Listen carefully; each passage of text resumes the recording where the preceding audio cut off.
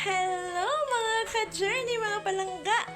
Pag-usapan natin ngayon ang 14 na teknik sa psychology na dapat mong matutunan para makontrol ang anumang sitwasyon. Una, kapag bahagi lang ng tanong mo ang sinagot ng isang tao, manahimik ka lang at maghintay. Pangalawa, kapag may gusto ka mula sa isang tao, ipakita ito bilang isang magandang pagkakataon o alok imbis na humingi ka lang nito. Mas gusto ng mga tao ang tumanggap ng mga pagkakataon. Pangatlo, kapag may nakilala kang bagong tao, tingnan ang kulay ng kanilang mga mata habang nakangiti ka. Huwag mo itong banggitin. Nakakatulong ito para tunay mo siyang mapansin. Ang apat, gustong-gusto ng mga tao na marinig ang kanyang sariling pangalan para maramdaman ng isang tao na espesyal siya. Tandaan na gamitin ang kanyang pangalan kapag nakikipag-usap ka sa kanya.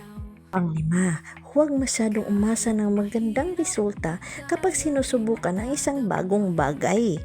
Makakatulong ito upang maiwasan mong madismaya.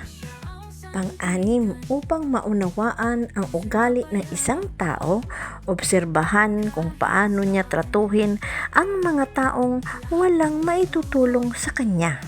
Pang-pito, pagkatapos mong sabihin ang gusto mo sa isang usapan o kasunduan, tumahimik at maghintay ka. Kung magsasalita ka pa ng magsasalita, maaring hindi ito makabuti sa iyo. Pang-walo, ang pagnguya ng chewing gum kapag kinakabahan ka ay makakatulong para mapakalma ang isip mo.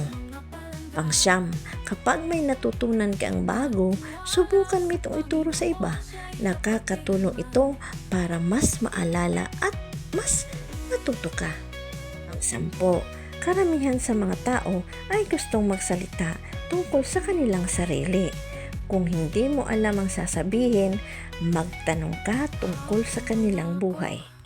Pang-11, ang pagpapakita ng emosyon ay maaaring magbago ng iyong nararamdaman. Ang simpleng pagngiti ay maaaring talagang magpasaya sa iyo. Pang-12, kung may bata sa inyo, bigyan siya ng pagpipilian para maramdaman niyang may kontrol siya. Halimbawa, tanungin siya, gusto mo bang isuot ang pulang damit o ang asul na damit? Alam pa rin niya na oras na para magbihis. Pang-13, tumayo ng tuwid. Nakakatulong ito para magmukha at maramdaman mong mas may kumpiyansa ka. Pang-14, kapag humihingi ka ng pabor, gamitin ang salitang dahil. Kahit simpleng dahilan lang, mas magiging katanggap-tanggap ito para sa kausap mo. Mga ka-journey, mga palangga, to God be all the glory. Bye!